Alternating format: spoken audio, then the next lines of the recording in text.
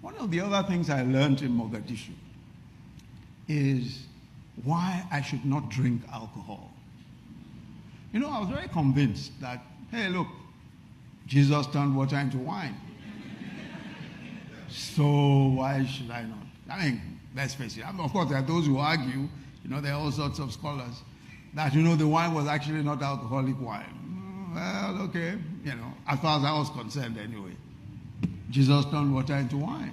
And then there are many cases of people drinking wine. So I thought, look, I don't mind anything else, but I like my wine every once in a while, red wine, you know, every once in a while. And then I like my beer also.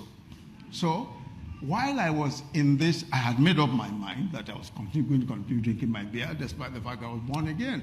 As a matter of fact, I thought to myself, on this particular Sunday, I was coming back from the fellowship where I had preached, because somehow, you know, I'd become the pastor of this fellowship. We just decided that this guy looks like he might be a good pastor. He just made me the pastor anyway. But that's another story.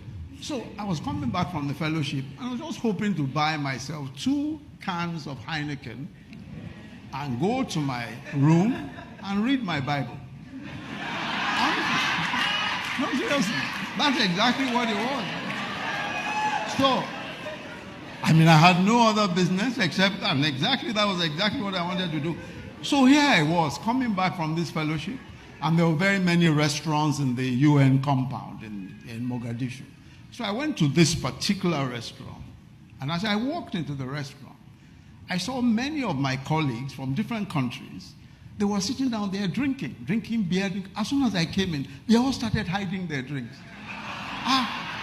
So I went over to the guy, one of the guys in my office, a Danish guy, a guy from Denmark.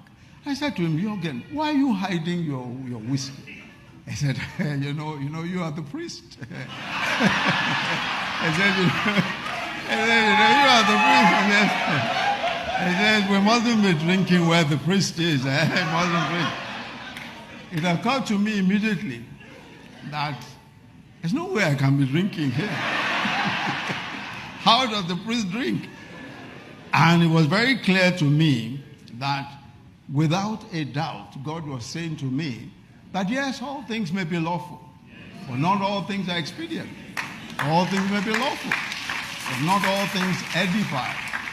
It was quite clear to me from that moment. And from that day, I have not touched alcohol.